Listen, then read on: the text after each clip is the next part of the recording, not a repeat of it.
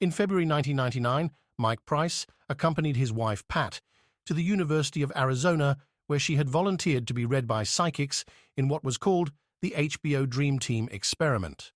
This was to be done under the guidance of Dr. Gary Schwartz, who had received his PhD from Harvard. Years earlier, Mike had been mugged, resulting in chronic pain, severe headaches, and troubling symptoms like blackouts and paralysis. His health had declined. He was losing coordination and experiencing frequent fatigue. Both Pat and Mike feared the worst. As part of the HBO experiment, Edward read Pat. During this reading, he began communicating with a dead Mike. One seems to be like a husband figure too. Do you understand that? Despite Edward getting it wrong that Pat's husband was dead, and getting Mike's future cause of death wrong, and providing no other corroborating details, Schwartz graded Edward's accuracy at 80%, while also suggesting that Edward could have been precognitive.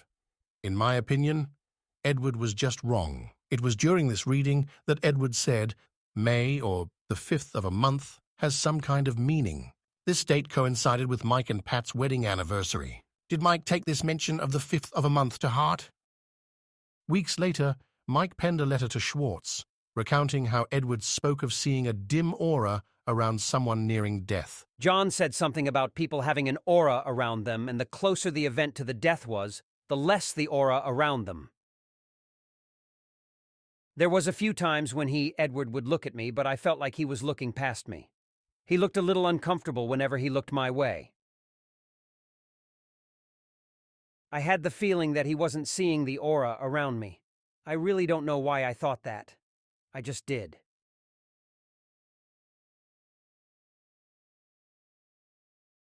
This conversation became an obsession, haunting Mike until the end. It was in the same letter that Mike wrote about his concern that his dead son might be calling for him. John looked at me and said, "Your dead son really needs to talk to you. I am willing to sit with you if you are." I told John no thank you.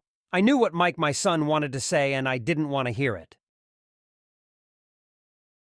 Schwartz wrote, "What did he mean? Did he sense that what his dead son wanted to say was something like, 'We're going to be together soon'?"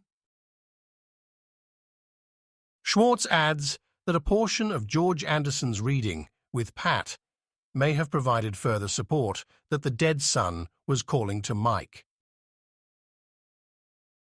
Mike, who was already mentally and physically unwell, suddenly had a lot to process. During Pat's reading, Edward had seen a dead Mike and said that the 5th day of a month had significance. Edward had mentioned death around a man with a beard. Mike had a beard. In a conversation with Mike, Edward had mentioned how he saw a dim aura around people nearing death. Mike believed Edward could not see his aura.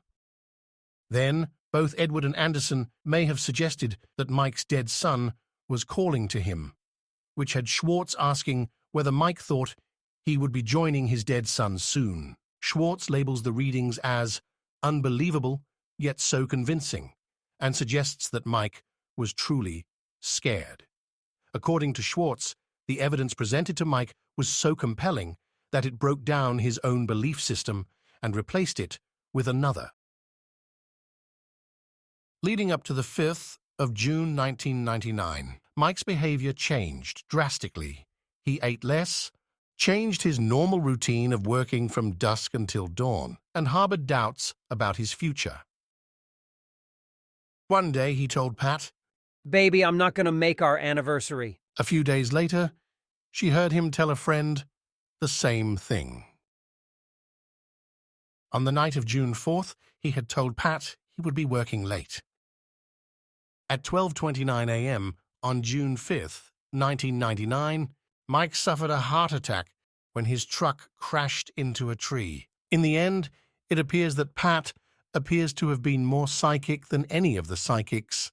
Pat had a precognitive dream months earlier when she foresaw her husband's fatal accident, seeing his car crash into a tree. Pat also received a death message from Mike at the moment of his passing. In contrast, the psychic performers provided Pat with no new or useful information, including Edward communicating with a dead Mike, who was sitting close by, in another room, alive, while according to Schwartz, Mike had been truly scared. As Schwartz aptly stated, Mike Price, attending his wife's day with a bunch of self-proclaimed mediums, had his worldview changed. His story underscores the dangers of people in fragile mental states dealing with psychic performers instead of highly qualified and experienced health professionals.